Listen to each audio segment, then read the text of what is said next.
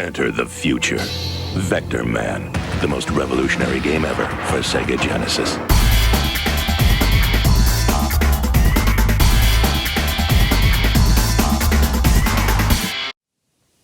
Hello everyone, I'm Tyler, and welcome to another episode of Player One Start. So today we're going to talk about Vectorman for the Sega Genesis. I first heard of this game in 1996 when I went over to a friend's house, and I had a Sega Genesis at that time, but I think we hadn't really gotten into collecting too many games for it yet. He had asked me point blank if I had heard of Vectorman, and I said no, and to his shock he said, "You haven't? You have to try this game." This was one that I was completely unaware of, and was pleasantly surprised to be introduced to. Let's go ahead and take a look at some of the history behind this game before we delve into some gameplay.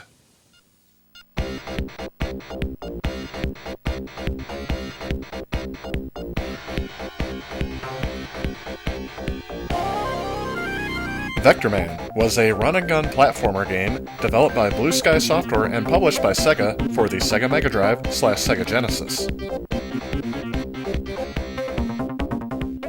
The first game in this series was released on October 24th, 1995 in North America, and it made its debut in Europe at the end of November. Vectorman used pre-rendered 3D models in its level design and character designs, similar to Donkey Kong Country. This gives the game a smooth, computer-generated feel. Vectorman was considered the answer to Nintendo's Donkey Kong Country by Sega at the time, as they both used graphical tricks to show graphics that were well beyond what each console was capable of. However, the game itself is a straightforward 2D platformer. The main character of Vectorman is an Orbot, a robot whose body is composed entirely of orbs, powered with a ball gun in his hand, with power-ups that include a machine gun, bolo gun, and triple fire guns. Vectorman introduced a new Genesis programming technique referred to by Sega as vector piece animation. Essentially, the player's character body is actually consisting of 23 individual sprites programmed to move in unison. This is similar to tricks that was used on the original Nintendo back in the day to make larger sprites than the console was capable of generating.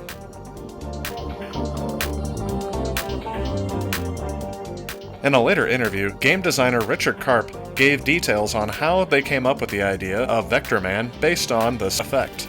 They eventually wound up hitting the idea of making futuristic robots that specialize in trash collection. He said it was kind of a bizarre storyline, but they were really just trying to do something to justify the type of gameplay they wanted to do, which was a fast-paced shooting game.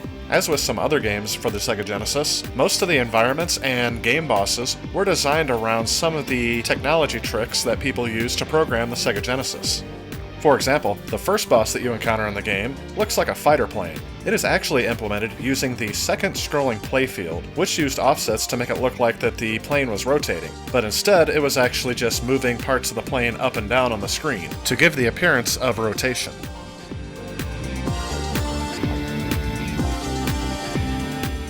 When the game was launched, Sega held a play-to-win promotion, offering Vectorman players a chance to win $25,000 as well as numerous other prizes, including several $10,000 prizes, and free Sega Saturn consoles. When you completed the game without using cheat codes, select Vectorman cartridges would display a flashing message saying, "You win," and a special phone number where the player could register as a winner. A 12-year-old out of Albuquerque, New Mexico, was the player that won the grand prize, and was given $25,000, a VIP tour of Sega's headquarters, as well as a starring role in a Sega TV commercial. So it wasn't until years later when I discovered that this game was actually meant to compete directly with Nintendo's Donkey Kong Country. Donkey Kong Country didn't invent the idea of using pre-rendered sprites and backgrounds, however it did immensely popularize the idea because nobody had done it to the extent that Rare did when they made that game. And when looking at the graphical style of Vectorman, you can see how they could have been influenced by the fact that they used pre-rendered environments, especially when you compare the graphics of Vectorman to games that came before it. But we've all known by now that I don't think that better graphics necessarily implies that it's a better game. So let's go ahead and take a look at Vectorman and the gameplay elements, and we'll make the final judgment after that.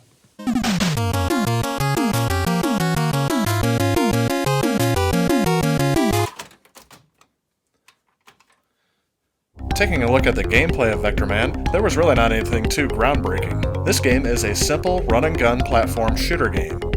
As you progress through each level, you encounter different types of enemies, each of which can be defeated by blasting them into oblivion. You can collect certain power-ups along the way that transform you or transform your weapon into something a little bit more powerful.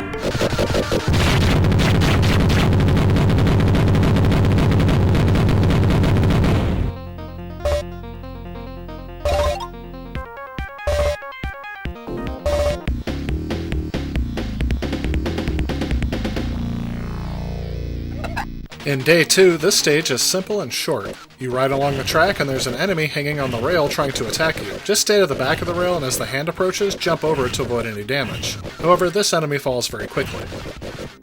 Day 3 introduces you to some underwater elements, which slows you down and makes you feel a bit more floaty. You have to balance that out with the regular physics above water. All in all, this is a fairly linear stage.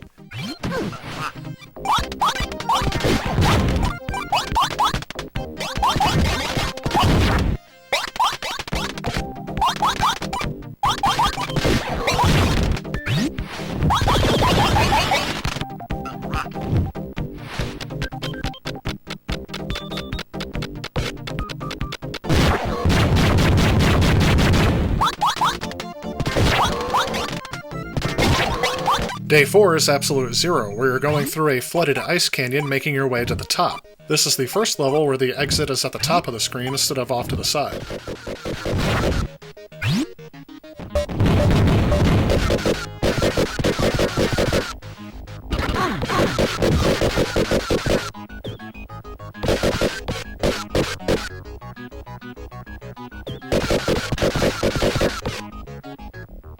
Day 5 is Arctic Ridge, and again your goal is to make it to the side of the screen, although there are some elements of exploration.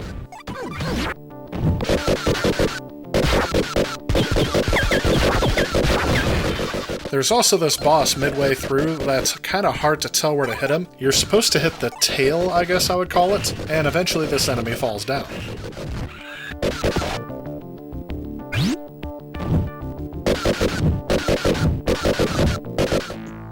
Day 6 is Bamboo Mill, and this is the first area where I got lost and had to find the way out. As you progress through the stages, they get a bit more open to where they don't just follow a linear path.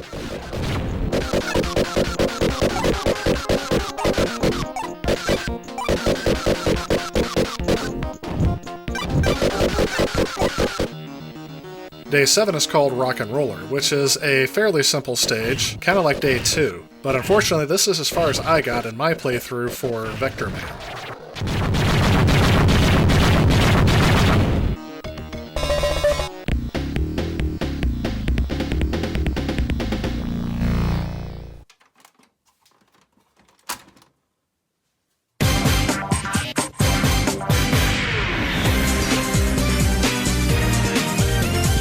Alright, so what are my thoughts on Vectorman? First, I believe the graphics of this game are very good. If I were to compare them to Donkey Kong Country, I would say they are definitely darker, but Sega was always competing with Nintendo, trying to show that they were going to do something different than Nintendo was going to.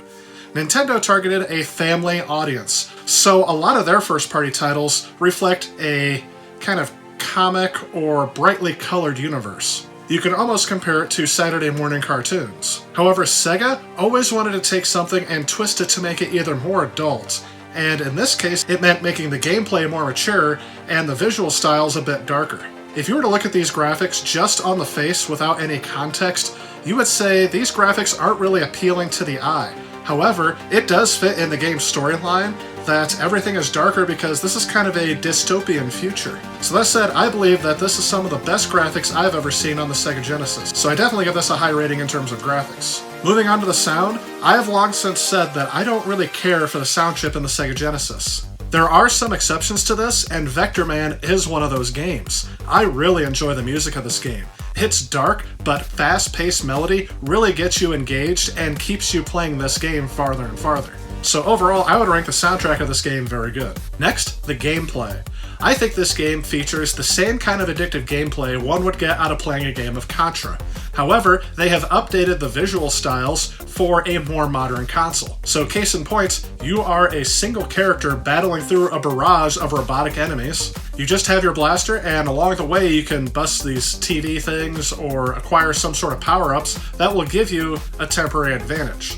I will say that once you master the first level, it's pretty easy to master the rest of the gameplay, other than the fact that there are some puzzles where you have to figure out how to defeat an enemy or where to go on some of the levels. But I never really found myself getting bored with the gameplay. Each time I completed a level, I found myself one step closer to the end, but I think the visual style of this game also helped keep me engaged longer with the same style of gameplay.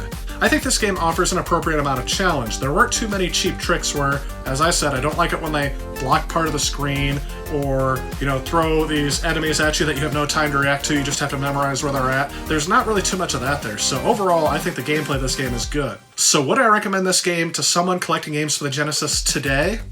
Absolutely. This game is not too expensive to grab, as there are many copies of it out there, but if you're just starting out, or if you have played a lot of Genesis games but haven't heard of this title, it's definitely worth a look.